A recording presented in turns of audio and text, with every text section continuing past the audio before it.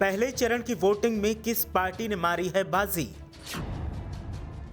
3 सबसे अहम सीटों के रुझान से साफ हो गया खेल। पश्चिमी यूपी की ये 3 सीटें जो जीतेगा समझो उसने पहला चरण जीत लिया। कैराना, सरधना और मुजफ्फरनगर पर टिकी हैं अखिलेश और योगी की निगाहें। देखिए ये 3 सीटें जो सपा, आरएलडी या बीजेपी किसके खाते में गई हैं। यूपी में पहले चरण के मतदान के साथ ही अब बहस छिड़ गई है कि आखिर 11 जिलों की जिन 58 सीटों पर मतदान हुआ है वहां किस पार्टी ने लीड बनाई है। एक ओर जहां सपा नेता उत्साहित हैं तो दूसरी ओर बीजेपी भी अपनी बढ़त का दावा कर रही है। अखिलेश यादव ने कहा कि पहले चरण में दिख गया है कि लहर किस ओर है और पीएम मोदी और सीएम योगी ने भी बीजेपी का साथ देने पर मतदाताओं का आभार जता दिया है। मतलब साफ है, जीत किसी की भी हो रही हो लेकिन दोनों ही ओर से जुबानी बढ़त बनाने का मौका नहीं छोड़ा जा रहा है। जो हार रहा है वो भी जीत का दावा कर रहा है, क्योंकि अगर आने वाले चरणों में वोटर्स को अंदाजा हो गया कि कौन हार रहा है और कौन जीत रहा है तो माहौल बनते और बिगड़ते देर नहीं लगेगी। ऐसे में पश्चिम का गणित हम आपको समझा देते हैं। पश्चिमी यूपी की 58 सीटों का हाल समझना है तो 3 अहम सीटों का गणित समझ लीजिए। ये वो 3 सीटें हैं जो लगातार चर्चाओं में थीं और बीजेपी से लेकर सपा आरएलडी गठबंधन का पूरा फोकस भी इन सीटों पर था। चलिए एक एक करके आपको तीनों सीटों पर मतदाताओं का रुख क्या रहा आपको समझाते हैं।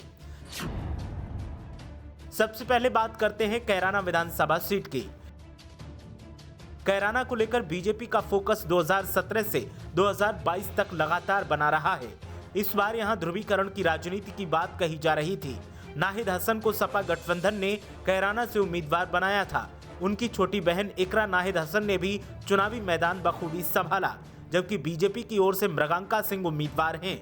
वो पिछला चुनाव भी बीजेपी से लड़ी थी। वो पलायन का मुद्दा उठाने वाले पूर्व मंत्री स्वर्गीय हुकुम सिंह की बेटी हैं। कैराना सीट पर मुख्य चुनौती गठबंधन प्रत्याशी और बीजेपी उम्मीदवार के बीच रही है। सबसे खास बात ये रही कि कैराना में 75% मतदान हुआ है। सामान्य तौर पर माना जा रहा है कि किसी लहर में ही इतना मतदान बढ़ता हुआ दिखता है और अगर ये परसेप्शन सही है तो गठबंधन के पक्ष में माहौल खूब बनता दिखा है। हालांकि बीजेपी भी यहां से अपनी जीत का दावा कर रही है। दूसरे नंबर पर बात करते हैं मुजफ्फरनगर सीट की। किसान आंदोलन के बाद मुजफ्फरनगर सीट को लेकर भी चर्चाओं का बाजार गर्म रहा है।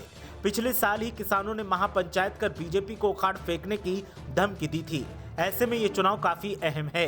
बीजेपी ने विधायक कपिल देव अग्रवाल पर यहां भरोसा दिखाया है, जबकि सपा आरएलडी गठबंधन ने सौरभ स्वरूप को प्रत्याशी बनाया है।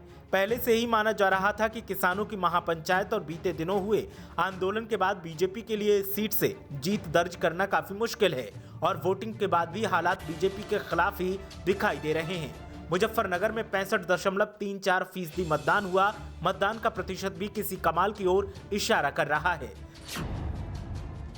तीसरे और आखिरी नंबर पर बात करते हैं सरधना विधानसभा सीट की। मेरठ जिले की सरधना सीट हमेशा ही चर्चा में रही है। सरधना की ज्यादातर आबादी मुस्लिम है। यहाँ ठाकुर, जाट और दलितों की संख्या भी काफी है।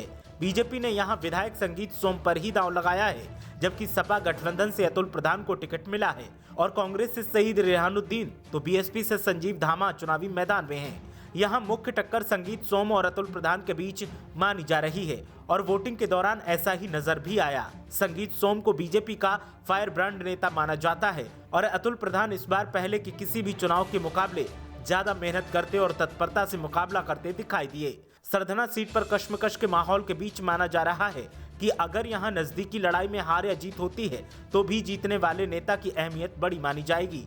अब देखना दिलचस्प होगा कि इन तीनों सीटों पर कौन सी पार्टी 10 मार्च को जीत कर आती है और सपा, आरएलडी या फिर बीजेपी, जिस किसी को भी जीत मिलेगी उसकी बल्ले बल्ले होगी, क्योंकि माना जा रहा है कि पश्चिम की इन 3 सीटों पर विजय पताका फहराने वाला ही पहले चरण की 58 सीटों पर बढ़त बनाता हुआ दिखाई देगा और उसी का असर फिर आखिरी चरण तक दिखाई देगा।